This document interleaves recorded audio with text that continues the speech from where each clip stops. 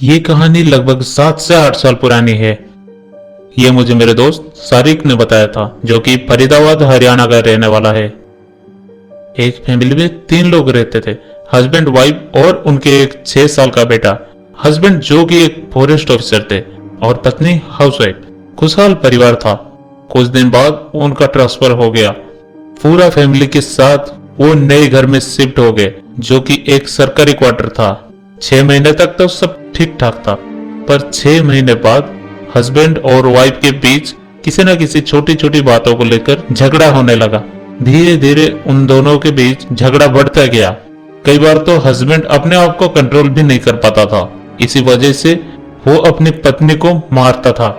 एक दिन ऐसा ही एक छोटी सी बात को लेकर पति और पत्नी के बीच झगड़ा हो गया और पति ने पत्नी को गुस्से में मारने लगा और तभी उसकी पत्नी की सर एक दीवार से टकरा गया और उसकी मौके पर ही मौत हो गई। ये सब के बाद वो चुपके से जाके रूम में देखने लगा कि कहीं उसका बेटा जागा तो नहीं है। उसका लड़का सोया हुआ था। पूरी तसल्ली के बाद वो फिर से उसकी पत्नी की लाश के पास गया और वो अपनी पत्नी की लाश को अपने कंधे में उठाया और घर के पीछे वाले गार्डन में ले गया। एक बड़ा सा गड्ढा खोद के लाश को वही दफना दिया और चुपके से आके अपने बेटे के पास सो गया।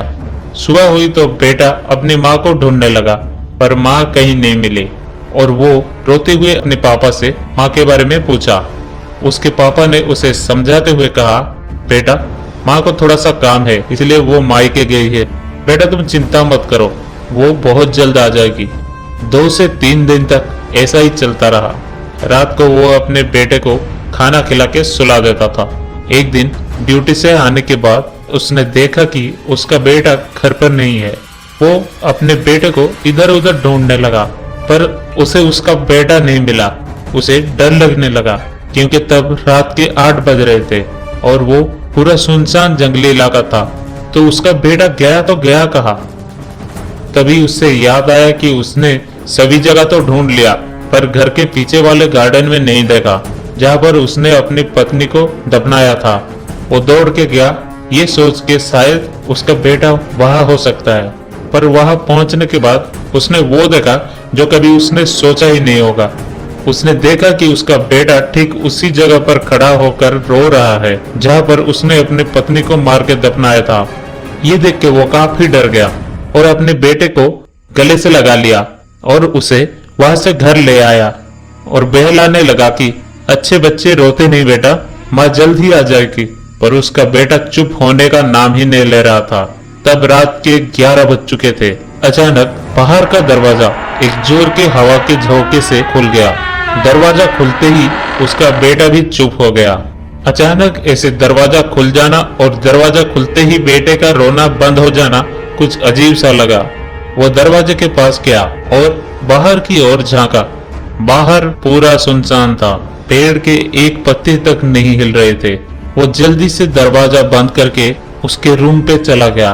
रूम पे जाते ही उसका बेटा खुशी के मारे नाचने लगा, पर ऐसा क्यों वो समझ नहीं पा रहा था। इसलिए वो अपने बेटे से पूछा कि बेटा तुम इतने खुश क्यों हो? तभी बेटे ने जवाब दिया, मम्मी। मम्मी कहाँ पे है बेटा? और उसके बेटे ने जवाब दिया, आपके कंधे पर बैठी है। ये सुन के वो डर गया क्योंकि उससे भी कुछ ऐसा ही महसूस हो रहा था, जैसे उसका कंधा भारी हो रहा हो। उसी वक्त उसका नजर एक मिरर पर पड़ा। उसने देखा उसकी पत्नी उसके कंधे पर बैठी थी। ये देखकर वो वहीं पर बेहोश हो गया। जब सुबह आंख खुली तो सब पहले जैसा था। ये सब उसने अपने एक दोस्त को फोन पर बताया और अपने आप को पुलिस के हवाले कर दिया। तो दोस्तों, आपको ये कहानी कैसा लगा हमें कमेंट बॉक्स में जरूर बताएं और उसके साथ साथ इस वीडियो को लाइक, शेयर और टूनगिरी को सब्सक्राइब भी करें। हाँ, अगर आपके पास कोई सच्ची हॉरर स्टोरी है तो आप हमें इंस्टाग्राम पे भेज सकते हैं। फिर मिलते हैं एक नई कहानी के साथ। धन्यवाद।